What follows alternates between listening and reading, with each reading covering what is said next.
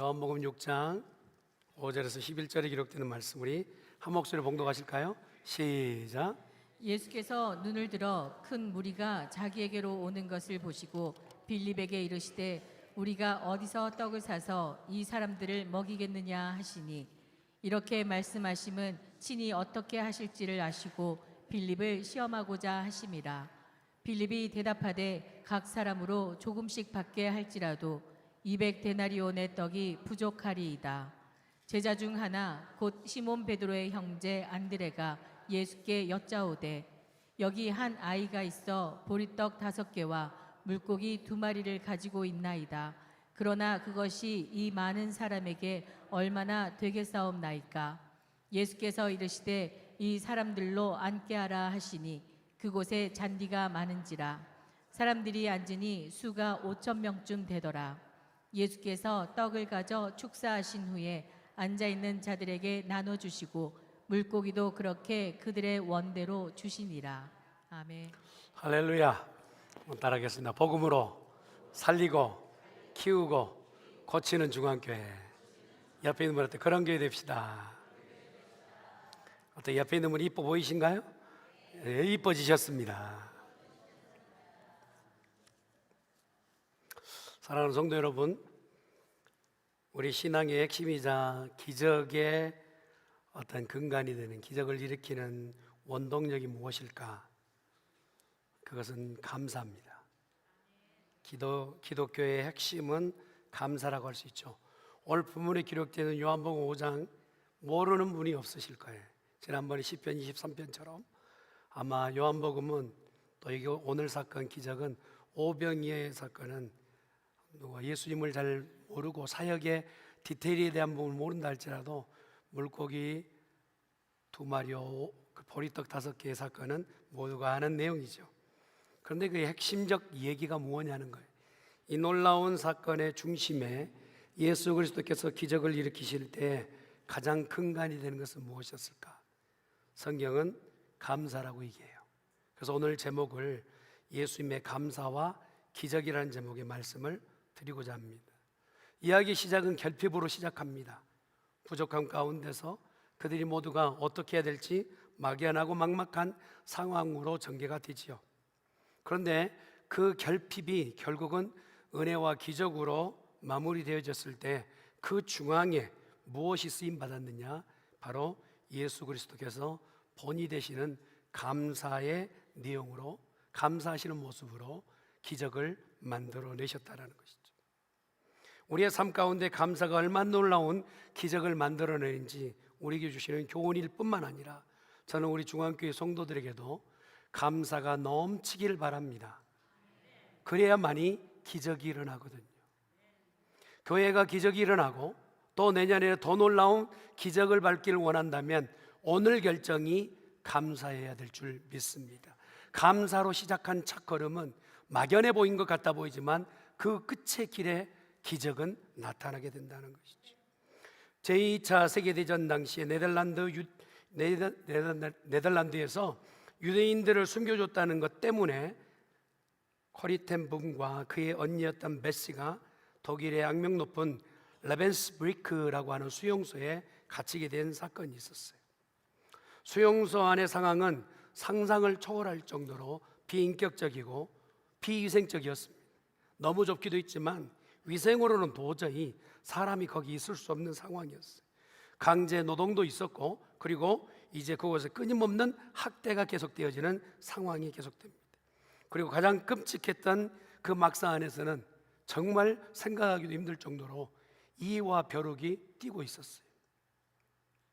이런 비좁고 어려운 가운데서 그들에게 그나마 한 줄기 성경책을 어떻게 숨겨서 들어와서 읽다가 그 말씀의 부분이 읽혀지는 부분이 데살로니가전서 5장 18절 우리가 잘 아는 것처럼 범사에 감사하라는 구절을 읽게 됩니다. 네, 이 동생이었던 코리텐붐이라는 이 동생이 이 말씀을 읽고 나서 입이 삐죽 나왔어요. 격분하면서 하는 얘기가, 언니, 하나님의 말씀이 오늘 우리가 이 지옥 같은 감옥에서도 감사라는 얘기 아니야? 이게 지금 하나님이 우리를 아시고 하는 얘기일까? 그리고 우리가 지금 이 수용소에 갇혀 있는 것은 하나님 선의적 일을 하다가 이 감옥에 갇혔는데 어떻게 감사할 수 있어? 라고 아주 수가 틀린 마음으로 언니한테 얘기를 합니다. 상황은 그래요. 그래서 언니 베시가 이렇게 대답합니다. 그럴 수도 있지. 그런데 우리가 감사할 수 있는 것은 한번 하나만 들어보자 하고 생각해 보니 수용소 안에서 원 없이 그 막사 안에서 성경을 읽을 수 있는 거예요. 하나는 찾은 겁니다. 그리고 나서 이것저것 하나씩 찾아보니 숨 쉬고 있는 것도 감사하고 아직 죽지 않아서 감사하고 계속 감사의 거리를 찾아내다가 마침내는 이와 벼룩도 감사하다. 내 주위에 이가 있고 벼룩이 있는 것까지도 감사하는 마침내 거기까지 가게 된 거예요. 얼마 후에 알게 된 사건이 사실이지만 수용소의 경비병들이 이 막사까지는 오지 않았던 이유가 뭐냐면 혹시나 벼룩 올까 봐, 혹시 이가 오를까 봐 이 수용소까지는 전혀 발을 딛지 않았다라는 거예요. 그렇다 보니 이 막사 안에서는 비인격적이고 비위생적이긴 하지만 그 안에서 코리테분과 베시는 원 없이 성경 읽을 뿐만 아니라 그곳에 함께 있었던 이들에게 전도하고 말씀을 가르치고 설교하고 그런 일이 가능하게 돼요. 최악의 상황이었지만, 고통스러운 상황이었지만 그들이 결정하고 감사로 선언하다 보니까 이 비밀스러운 보호막이 벼룩과 이라고 하는 그 이름 아래서 어느 누구도 그곳에 이제 찾아오지 않는 그런 예배의 장소가 되고 예배의 송수가 되어지는 그런 내용을 보게 됩니다. 사랑하는 성도 여러분, 오늘 고리대 부문과 베시의 이야기처럼 감사의 내용은 현실적으로 참 결핍에서 시작돼요. 그리고 그 결핍에서 감사라고 한다면 상황 가운데서 아니 이런 상황에서 어떻게 감사라고 하는 일들이 있게 되죠. 오늘 읽었던 요한복음이 꼭 그렇습니다. 하나님의 말씀을 듣고자 했던 많은 사람들이 인산인해를 이루고 예수님의 설교 앞에서 아침 나절부터 시작해서 점심 지나 저녁까지 말씀을 듣는 그러한 인원들이 많았어요. 인원수를 세어보니 장정만 해도 5천이 넘었다고 하니 수요가 얼마쯤 되는지를 대략 우리가 예측해 볼 수 있는 내용이죠. 이곳 가운데 결핍의 현장 가운데서 모두가 이제 어떻게 될지 막연한 사정이 있게 돼요. 그런데 예수님이 이런 막연한 상황 가운데서 감사를 내어놓고 오병이어의 그 기적을 무엇으로 이 놀라운 역사를 이루는지를 보여주는 장면이 있게 된다는 것이죠. 단순한 상황 설명이 오늘 시작될 때 5절과 6절에 얘기한 것이 아니라 어떤 의도를 주님이 가지고 계시는지, 어떤 상황에서 주님이 이 말씀을 하고 계신지를 들춰볼 수 있는데, 가장 중요한 것은 우리의 결핍된 상황, 우리의 모든 어려운 이 지경을 주님이 모르고 계신 게 아니라 알고 계신다. 그런데 그 알고 계신 주님께서 그 현실을 우리 스스로가 직시하게끔 하신다는, 볼 수 있게끔 하신다는, 이 어려운 상황을 보게끔 하시는 것이 주의 뜻과 의도라는 거예요. 5절 말씀을 한번 같이 보도록 합니다. 5절 말씀 시작. 예수께서 눈을 들어 큰 무리가 자기에게로 오는 것을 보시고 빌립에게 이르시되 우리가 어디서 떡을 사서 이 사람들을 먹이겠느냐 하시니. 수많은 사람들이 모여들었어요. 그리고 나서 그곳에 있는 사람들에게 어떻게 먹을 것인지 먼저는 빌립에게 묻습니다. 우리가 어디 가서 떡을 사서 이 사람들을 먹이겠느냐. 근데 예수님도 지금 숫자를 세보니까 대략 많은 숫자가 있고 어떻게 먹일 것인지 현실을 보고 계시는 거예요. 알고 계세요. 그런데 빌립에게 그걸 묻습니다. 자, 어떻게 먹일까? 무엇을 먹일까? 그래서 단번에 빌립이 계산이 빨랐던 사람인 것 같아요. 규모에 대해서 얘기합니다. 장소에 대해서 얘기하고 불가능에 대해서 얘기합니다. 이 사람들을 다 먹이려 치면 이 수요가 많은 5천 명이나 되는 사람들을 다 먹일 수도 없는데 경제적으로 우선은 안 돼요. 이 사람들 다 먹이려면 대략 숫자를 세도 200데나리온 월급 셀러리맨의 1년 연봉이 들어간다. 한 끼 식사에 그렇게 많은 재원이 필요합니다. 그런데 우리가 가지고 있는 것은 정말 아무것도 없습니다. 그런데 더 큰 문제는 어디 가서 이 많은 사람들을 먹일 수 있겠느냐는 거예요. 여러분, 여기에 모여있는 사람이 5천 명이다. 거기다가 애들과 아녀들까지 다 포함한다면 한 2만 명 정도 돼요. 우리 교회도 인원이 조금 늘어서 한 번 한 끼 식사하는 것도 준비하는데 참 많이 애로사항도 있어요. 그런데 2만 명이 아닌, 지금 여기 오병이의 기적을 보았던 2만 명이 아닌 10분의 1 정도, 한 2천 명으로 우리 중앙교회가 부흥한다면, 할렐루야. 근데 가장 큰 문제는 먹는 거예요. 먹는 거. 2천 명은 밥을 어떻게 내냐. 어디 가서 이 많은 사람들을 먹일 음식을 살 수 있겠습니까? 불가능만 얘기하는 거예요. 사실입니다. 빌립에 본 게 바로 왔어요. 돈도 없을 뿐만 아니라, 그리고 어디 가서 살 수 있는지 이게 전혀 눈에 보이지 않는 현실을 보게 하시는 거예요. 애굽에서 나왔던 이스라엘 백성이 맞닥뜨렸던 것은 홍해입니다. 다른 길도 있었어요. 다른 길로 인도할 수도 있죠. 그런데 그들이 보는 것은 현실인 거예요. 그래서 무엇을 보게 하시느냐? 홍해 앞에서 그들이 자기 자신들의 삶에 대한 현실을 보게 하는 거예요. 각자가 다 얘기하는 거예요. 결론이 났어요. 홍해 앞에 섰던 모든 사람들은 우리는 죽었다.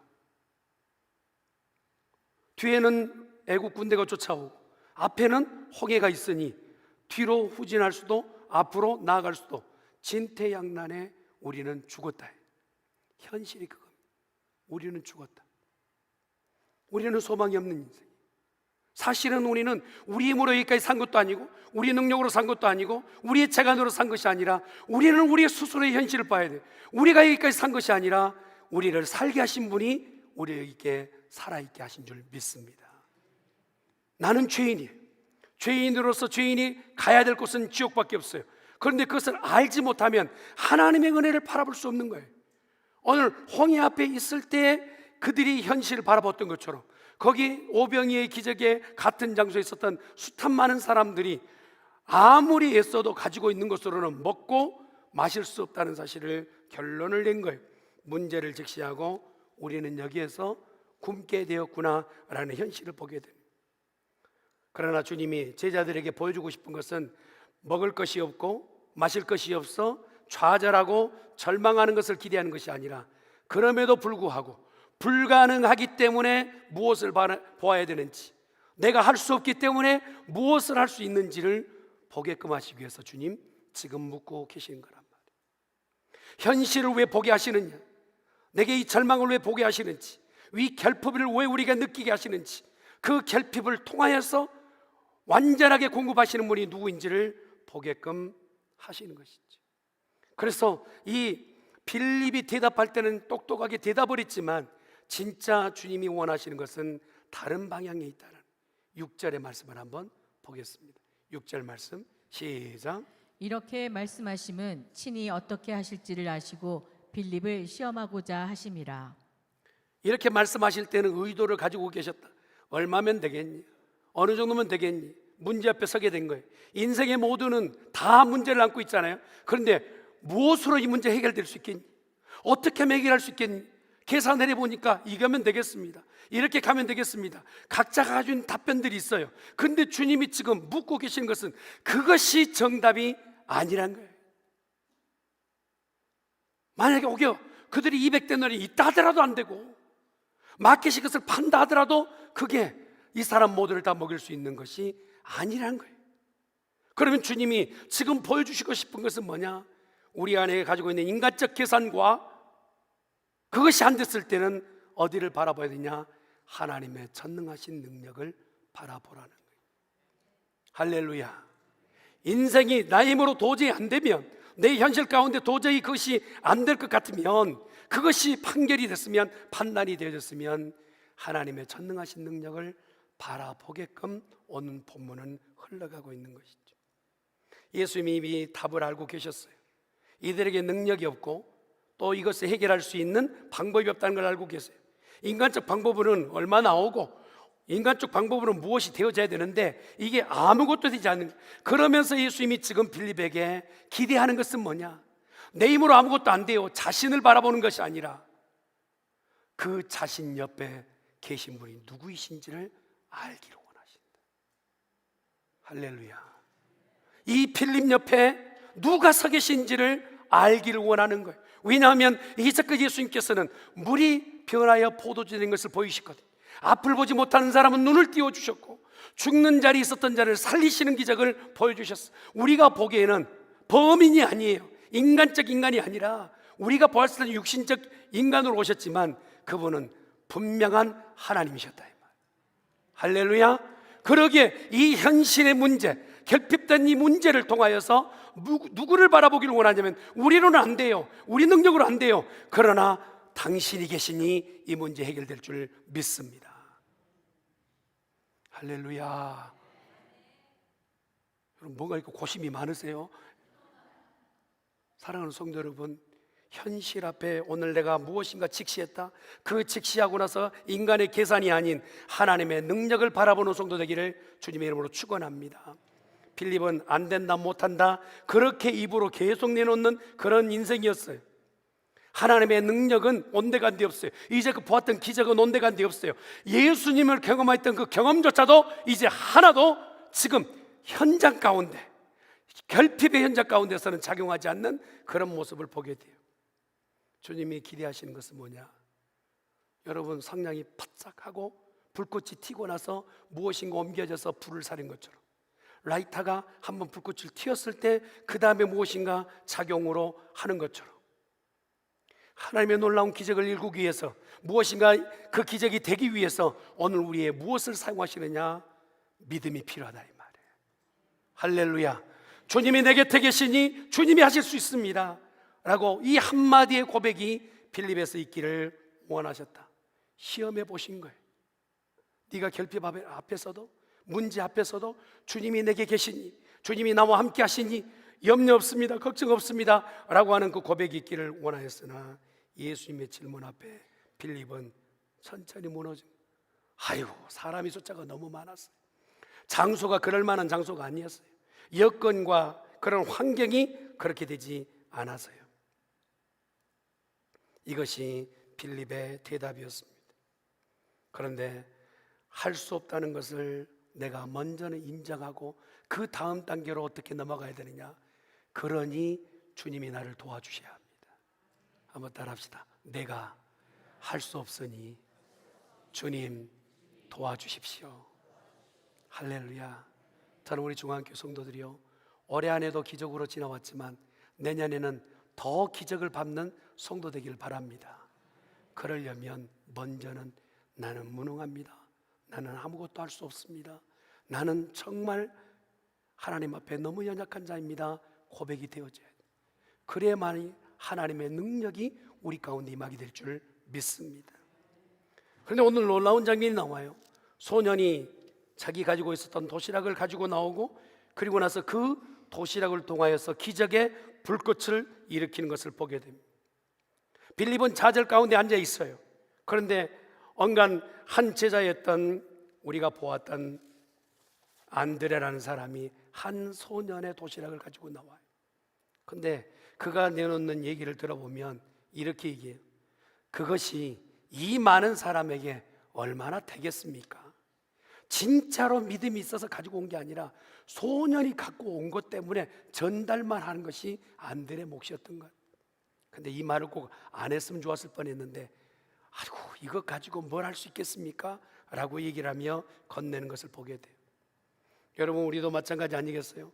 무엇인가 일을 내치면 고작 이것밖에요, 내게 이것밖에 없습니다, 이것밖에 없습니다 라고 하는 그런 말 가지고는, 그런 내용 가지고는 어떤 기적도 나타낼 수 없다는, 하나님의 나라의 시선은요, 이 도시락 하나 가지고도 그 현장 가운데서 모든 사람들도 먹일 수 있다라는 그 믿음을 가지고 나오는 소년. 여러분, 이 소년의 입장에서 한번 생각해 보세요. 유일한 자원이기도 하고 하나님께 드릴 수 있는 전부였어요. 이 소년에게도 전부였어요. 그런데도 소년이 가지고 온 것은 뭐냐?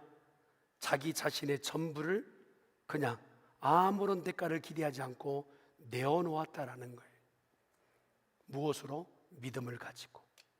주님 앞에 드려졌을 때 그 소년의 도시락은 주님 앞에 옮겨져서 기적을 만든 줄 믿습니다. 우리에게 필요한 것은요, 크고 완벽한 것을 주님이 원하신 게 아니에요. 처음 시작할 때 우리는 정말 작게 시작할 수도 있어요. 별 볼 일 없을 수 있어요. 그런데 그 별 볼 일 없는 것을 온전한 마음으로 주님 앞에 드렸을 때 주님은 그것을 받아 우리의 삶 가운데 기적을 만드실 줄 믿습니다. 이렇게 떡을 받고 물고기를 받았을 때 주님이 하셨던 것은 11절의 말씀이에요. 상반절 말씀 한번 볼까요? 시작. 예수께서 떡을 가져 축사하신 후에 앉아있는 자들에게 나눠주시고. 여러분, 이 축사라고 하는 것은 유카리스테사스라는 단어를 썼어요. 이 말은 뭐냐면 우리가 밥 먹을 때 잠깐 고개 숙였다가 그냥 고개를 드는 식사 기도가 아니에요. 주님이 그 많은 백성들을 바라보면서 오병이어가 지금 손에 붙잡힌 걸 가지고 인생의 결핍을 본 거예요. 주님, 그 예전 에덴에 살았던 아담이, 풍족하게 살았던 인생들이 죄로 인해서 지금 이들이 결핍을 느끼고 있습니다. 결핍만 가지고 있습니다. 이것을 통하여서 하나님 앞에 감사를 배우게 하시고 이 감사를 통하여서 그들의 삶에 궁핍이 없게 하여 주시옵소서. 결국 인생의 기적은 하나님 앞에 감사인 것을 보게 하여 주시옵소서 하며 주님이 기도하지 않으셔도 되는데 불구하고 그가 직접 감사의 기도를 하시는 것을 보게 됩니다. 한번 따라합시다. 감사는 결핍을 뛰어넘는다. 예수님의 감사는 단순히 식사 예절의 기도가 아니었어요.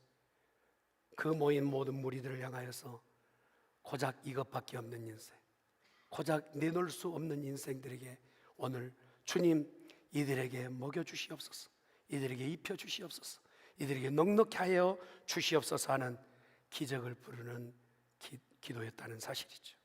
여러분, 우리가 보면 예수님께서는 지금 현실 가운데서 내다보며 앞으로 분명히 되어질 것을 전혀 의심 없이 믿고 선언하고 있는 것이죠. 5,000명 중에서 몇 명만 먹일 일에 대해서 예수님께서 보신 게 아니라 5,000명이 다 먹고도 더 남는 역사가 있을 것을 선언하세요. 작은 씨앗이 흙 속에 들어가 썩어 그가 새싹을 나고 줄기를 나고 나무가 되는 과정 가운데 씨앗이 썩지 않을 것이라고 기대하는 사람 하나도 없어요. 그런데 썩어서 사라지는 것이 아니라 뿌릴 때 이것이 썩어서 줄기 나고 나무가 나서 큰 나무에 열매가 맺는 것을 기대하며 뿌리는 것처럼 감사라는 것이 그렇게 역사가 일어난다. 우리가 내놓는 이 감사는 사라지는 것이 아니라 하나님의 나라 가운데 쓰임받는 또 다른 열매와 기적을 만드는 놀라운 도구로 쓰임받게 될 줄 믿습니다. 그래서 감사는 부족함의 크기가 아니라 하나님의 능력의 크기를 믿는 믿음에서 나온 것인 줄 믿습니다. 소유가 아닌 우리의 믿음의 고백이 감사되기를 간절히 축원합니다. 예수님의 이 감사가 끝나자마자 소년의 작은 도시락은요 엄청나게 수요가 는 거예요. 그 양이 늘어서 모든 사람을 다 먹이고도 남는 역사가 있게 되었어요. 저는 우리 중앙교회 가요 올 한 해 안에 부어주셨지만 내년에는 잘 되어졌으면 좋겠어요. 한번 따라합시다. 여러분은 잘 될 것입니다. 옆에 있는 분한테 잘 될 것을 믿습니다. 옆에 있는 분한테 부자 되세요. 할렐루야. 여러분, 믿는 사람이 또 여유롭게 사는 것도 하나님 편에서 큰 복 아니겠어요? 가장 중요한 건 뭡니까? 이런 삶의 내 기점에서 없는 것만 살며 궁핍함만 보며 결핍만 얘기하던 그렇게 노래하던 인생이 무엇인가 바뀌었어요. 그리고 나서 완전히 바뀌었는데 내 삶의 넉넉함과 부유함과 떼어 나눠줄 수 있는 부유함으로 바뀌었다면 장소도 그 자리예요. 사람들도 그곳에 있어요. 그런데 빈궁함이, 궁핍함이, 결핍이 무엇에 의해서 바뀌었어요. 그러고서 많은 사람이 넉넉해서 먹고도 남고 그 남음이 너무 많아서 12광줄에 차는 역사가 있게 됐다. 그 중간에 무엇이 쓰였느냐? 예수님이 우리에게 말씀하시는, 너희가 결핍을 붙잡고라도, 너희의 연약함을 붙잡고라도 하나님 앞에 감사하기 시작한다면 너희의 삶은 바뀔 줄 믿노라. 할렐루야. 여러분, 없는 줄 몰라요. 우리가 다른 사람이 갖고 있는 거 우리 가운데 세지 않은 사람이 어디 있어요? 계산은 빠른 것이 우리의 몫이에요. 그런데 빌립처럼 계산만 하다가 그 자리에 앉아 있는 것이 아니라 안드레처럼 그 작은 것 가지고 나는 못해요, 이것 갖고 뭐가 되겠어요, 불평하는 것이 아니라 소년의 믿음처럼 이 작은 건 내 전부를 드립니다 하며 그것을 가지고 왔을 때 주님은 그것을 붙잡고 하나님, 이것이 하나님 앞에 드리는 것입니다. 감사했을 때 삶의 전체가 풍요를 누리게 될 줄 믿습니다. 우리 중앙교회 공동체가 그렇게 되길 바라요. 할렐루야. 하나님 앞에 감사가 넘치는, 예수님의 손에 맡겨졌을 때 예수님은 감사하고 그리고 놀라운 축복의 통로가 열린 것을 보게 돼요. 예수님처럼 현실의 부족함을 우리가 만약에 깨달았다면, 나의 연약함을 깨달았다면, 무언가 궁핍한 가운데 놓여 있다면 그것은 바로 지금 감사할 때인 줄 믿습니다. 할렐루야. 여러분, 무엇이 내게 보리떡 5개와 물고기 2마리인지를 찾아보세요. 내가 주님 앞에 드릴 수 있는 거 없다라고 말할 것이 아니라, 주님, 나는 봉사하고 헌신하고 공개하고 만난 사람들을 격려하고 이런 것이 내 가지고 있는 오병이입니다, 주님 앞에 올려드립니다 하였을 때 교회는 그것을 통하여 풍족함을 누리게 될 줄 믿습니다. 내가 정이 못했을 때 내가 기도하는 것이 오병이입니다. 내가 무엇을 아이들을 가르치는 것이 오병이입니다. 각자가 가지고 있는 오병이를 가지고 주님 앞에 가지고 나왔을 때 주님은 분명히 그것을 통하여 감사하실 것이고 우리를 넉넉히 하실 줄 믿습니다. 이제 불평의 언어가 감사의 언어로 바뀌는 중앙의 가족들 되길 간절히 축원합니다. 예수님의 감사는 상황을 초월하는 믿음의 선포였어요. 아직 되지는 않았지만 될 것을 의심 없이 믿었어요. 얼마 되지 않은 이 물질 가지고 모든 사람을 다 먹일 수 있다라고 그것을 선언하는 예수님이셨어요. 여러분, 우리도 그렇게 선언했으면 좋겠어요. 우리 모두는 잘 되고야 말 것입니다. 할렐루야, 할렐루야. 여러분, 잠언에 기록되는 말씀을 보면 18장 10절에 기록된 말씀을 보세요. 같이 한번 볼까요? 시작. 여호와의 이름은 견고한 망대라. 의인은 그리로 달려가서 안전함을 얻느니라. 우리가 감사를 드릴 수 없는 근거, 우리의 재산이나 능력이 아니라는 말이에요. 우리가 왜 감사를 하지 못하고 있느냐? 결코 흔들리지 않는 믿음이 없기 때문에 그렇단 말이에요.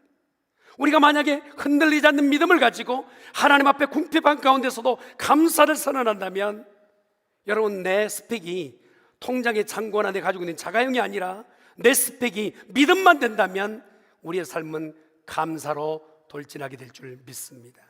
주님, 내 힘으로는 부족합니다. 그러나 믿음으로 감사합니다. 주님, 이것이면 충분할 줄 믿습니다 라고 기도할 때 결핍은 변하여 넉넉함이 될 줄 믿습니다. 1990년대 초 미국 루지아나의 한 작은 도시 빈민가에 교회 하나가 있었어요. 이 지역은 경제적으로 황폐하게 됐고 실업률도 많고, 그러다 보니 마약 중독자가 그리고 범죄가 만연한 지역이었다고 그래요. 많은 가정이 자녀들이 파탄된 그 가정에서 참 어려운 상황에 있는 자녀들이 많았던, 교인들은 삶의 고통 때문에 매번 주일로 오면 못 살겠다, 그렇게 힘겹게만 얘기, 우리 이것 없다 저것 없다 하는 얘기로 그렇게 일관하는 거예요. 모이기만 하면 그런 얘기를 하는 거예요. 그런데 목사님이 새롭게 부임하여서 얘기합니다. 여러분, 어렵죠? 그러니까 내 마음을 들어준 것 같아서 다 한결같이 어렵습니다. 여러분의 삶이 변화되기를 원하죠? 좀 바뀌었으면 좋겠습니다. 그러면 우리 교회 30일 동안 감사의 달력을 한번 정해봅시다. 일명 Day Gratitude Calendar. 30일 동안만 다른 말 하지 말고 감사합니다를 매일 3가지만 한번 찾아봅시다. 처음엔 입이 이만큼 감사할 게 뭐가 있는가? 근데 작은 것부터 심지어는 숨쉬는 것까지, 햇볕 드는 것까지, 물이 나오는 것까지, 수도꼭지에 물 나오는 것까지 찾으려고 보니까 그렇게 해서 찾아내기 시작해. 아침 식사로 따뜻한 빵 한 조각, 내가 교회 올 때 차량을 운행해서 여기까지 오는 것까지 그렇게 감사를 찾기 시작하고, 매주 수요일 모여서 혹시 마음에 감동이 있는 사람은 감사의 내용을 여기서 공개적으로 얘기합시다 하기를 30일이 지나고 한 2달의 가운데 되어졌을 때 교회 공동체가요 부유하게 된 거예요. 할렐루야. 물론 물질적으로도 여유가 조금씩 생겼지만 그 마음에서 예전에는 정말 무엇이든지 결핍만 얘기하던 이들이 이제는 내게 그것 가지고도 누구에게 공개할 수 있는 풍요로운 삶을 그들이 누리게 되어졌어요. 사랑하는 성도 여러분, 우리 중앙교회 앞으로 어떻게 가야 될까요? 많이 있어요. 가진 것도 누릴 것도 많아요. 그런데도 계속해서 부족하다고, 그렇게도 뭔가 또 요구하는 그런 삶이 아닌, 내게 결핍도 있고 부족함도 있고 넉넉하지 않는다 할지라도 하나님 앞에 먼저 선언하기를 감사합니다 선언하고 기적을 밟는 성도해야 될 줄 믿습니다. 그럴 때 하나님께서는 우리를 더 중하게 귀하게 사용하실 줄 믿습니다. 우리가 가진 것이 부족할 수 있어요. 우리가 가지고 있는 옷이든지 신발이든지 누리고 있는 모든 것이 부족할 수 있어요. 그러나 더 중요한 것은 하나님이 우리와 함께하고 계신다면, 아멘. 하나님이 우리와 함께 하시고 하나님이 우리를 붙잡고 계신다면, 그분이 우리 주인이라면 그것 한 가지만으로도 우리는 감사가 넘치게 될 줄 믿습니다. 말씀을 정리할게요. 교인들이 긍정적인 에너지와 신뢰를 회복할 수 있기를 원한다면 먼저는 감사가 입에서 나와야 합니다. 할렐루야. 다시 시작할까요? 교인들이 긍정적인 에너지와 신뢰를 회복하기 위해서는 모두 입에서 감사가 나와야 돼요. 할렐루야. 그럴 때 분명히 교회는 에너지가 넘치게 될 줄 믿습니다. 사랑이 넘치게 될 줄 믿습니다. 무엇을 시작해도 내가 하겠다라는 얘기가 시작돼요. 여러분, 기적은 마술이 아닙니다. 기적은 바로 하나님과 관계에서 은혜로 시작하는 것이 기적이에요. 할렐루야. 그러니 오늘 하나님과의 관계가 회복되고 감사가 노래되어지며 날마다의 삶이 오병이어처럼 내가 가진 걸 하나님 앞에 드림으로 인하여서 넉넉한 삶이 될 수 있기를 주 예수 그리스도 이름으로 축원합니다. 기도하십시다. 전능하신 여호와 하나님 아버지, 내가 이해하지 못하는 순간에도 주님은 나를 가장 좋은 길로 인도하고 계신 것을 고백합니다. 이 시간 모인 모든 성도들에게 다시 한번 입에서 감사가 흘러나오기를 기대하시는 주님의 마음을, 오병이어의 그 산에서 모이셨던 그 말씀을 아버지 듣게 됩니다. 주여, 오늘 우리의 삶 가운데 예수님처럼 감사가 넘치는 우리들 되게 도와 주시옵소서. 감사하고 예수님의 이름으로 기도드리옵나이다. 아멘.